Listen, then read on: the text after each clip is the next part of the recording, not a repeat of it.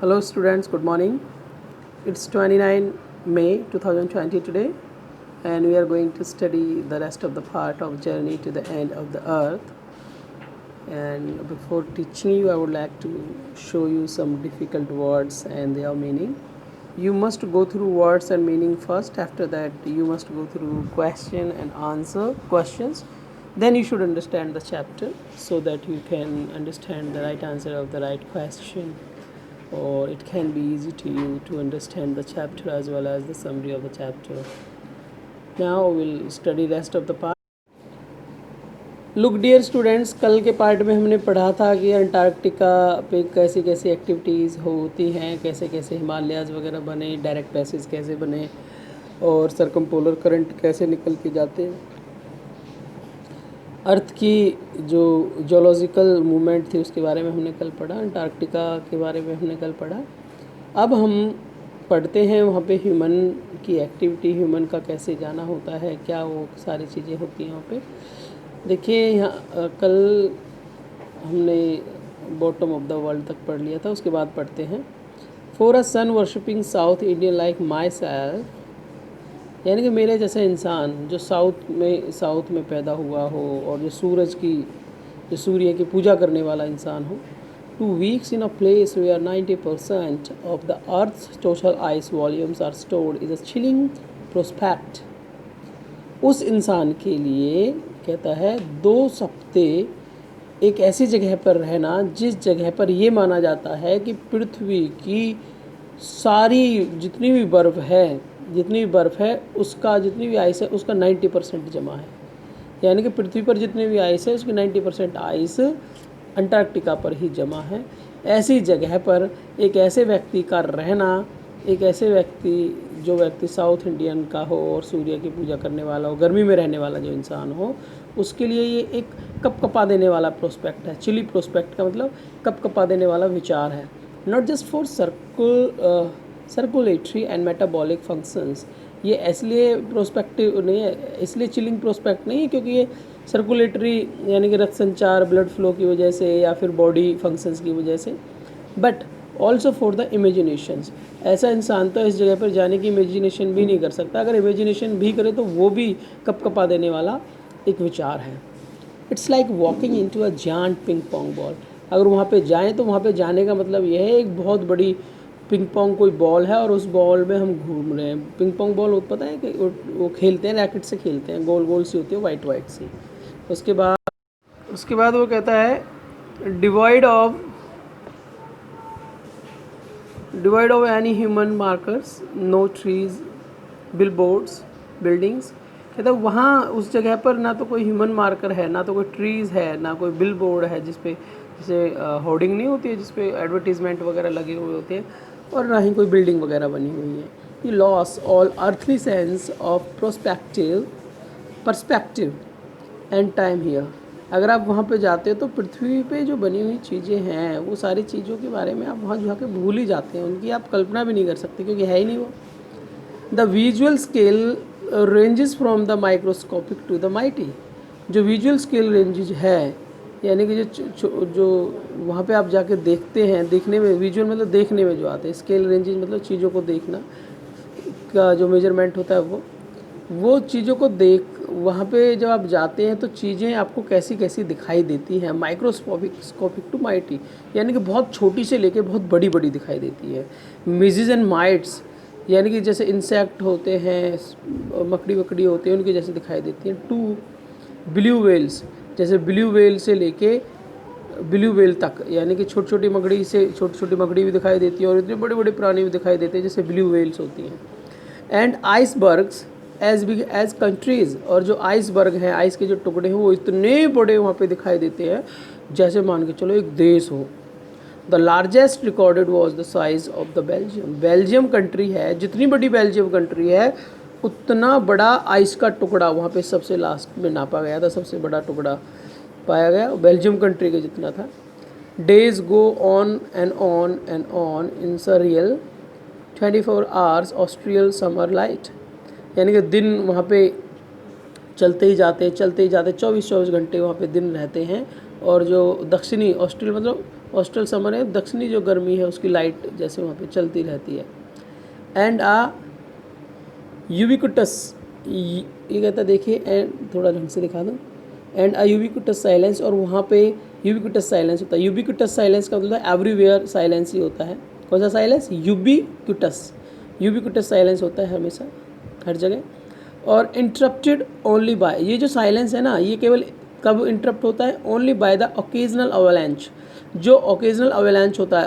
अवेलेंच का मतलब है किसी आइसबर्ग, कोई बड़ा सा टुकड़ा है आइस का, उसके जो वो टूटता है। और कार्विंग आइस सीट, और जो सॉरी वो ओकेजनल, ये कहता है ओकेजनल अवेलेंच, कोई बर्फ़ का टुकड़ा गिरता है और carving the ice seat, ice की जो सीट है वो टूटती है, तो वहाँ की साइलेंस इंटरप्ट होती है। अदरवाइज वहाँ पे साइलेंस ही साइलेंस होता है। और फिर ये टूट के क्या करता है? कॉन्सेंट्रेट्स द प्लेस, उस प्लेस की पवित्रता को बढ़ा देती है।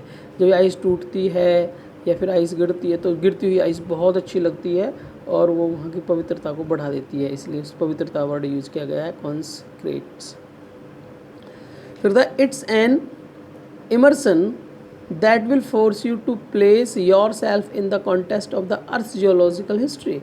ये एक इमर्सन है, बर्फ़ वगैरह का गिरना ही है जो आपको फोर्स करेगा कि you place your self in the contest of earth geological history, कि अर्थ का जो जियोलॉजिकल कॉन्टेस्ट है, आप उसकी हिस्ट्री में जाते हैं और जियोलॉजिकल हिस्ट्री में जाते हैं तो एक कॉन्टेस्ट का काम करेगा, यानी कि आपके जब वहाँ आप जाओगे तो वहाँ पे आ जाके आपको बहुत नॉलेज होगी और उसके जियोलॉजिकल हिस्ट्री को आप जान पाओगे अर्थ की। And for humans the prognosis isn't good, और ह्यूमंस के लिए उसका रिजल्ट क्या होगा इसकी भविष्यवाणी करना सही नहीं है कि इंसान वहाँ रहे या फिर इंसान जहाँ पे भी है अंटार्कटिका के एटमॉस्फेयर को देख के आप ये सोचने लगे वो इंसान के साथ ऐसा होगा ऐसा होगा, तो वो सही नहीं है, क्योंकि किसी भी चीज़ को श्योरिटी के साथ नहीं कह सकते हैं।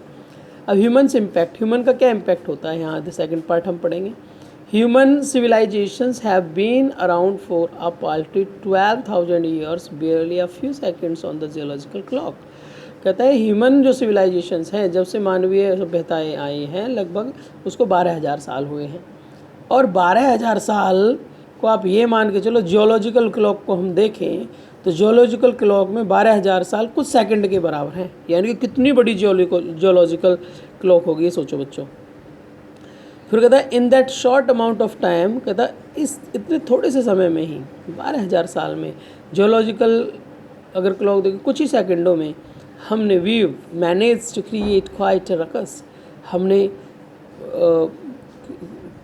रकस क्रिएट कर दिया है, यानी कि हलचल पैदा करती है। Etching our dominance over nature, कैसे हलचल पैदा कर दी है इस पृथ्वी पर, इस प्रकृति के ऊपर हमने अपना डोमिनेंस प्रभुत्व जमा लिया है। कैसे प्रभुत्व जमा लिया है? विद आवर विलेज, अपने विलेजेस को बनाकर, टाउन्स को बनाकर, सिटीज़ को बनाकर, एंड मेगा सिटीज़ को, बड़ी बड़ी सिटीज़ को बनाकर।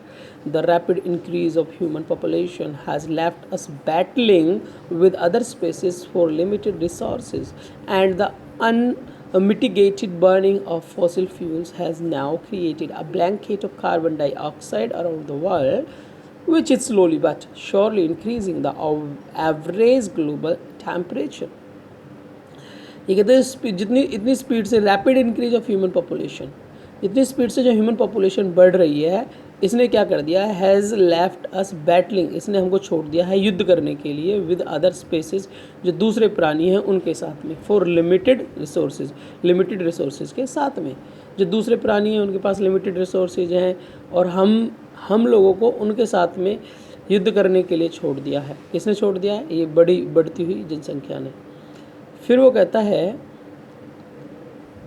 And the unmitigated burning fossils fuels, और जो फॉसिल्स फ्यूल्स हैं यानी कि जो तरल पदार्थ है, ये अनमिटिगेटेड, ये बिना किसी रुकावट के, अनमिटिगेटेड मतलब कंटिन्यूसली इनको बर्न किया जा रहा है, इनको जलाया जा रहा है। और इनको जलाने से क्या होता है? Has now created a blanket of carbon dioxide, इनको जलाने से क्या हुआ है?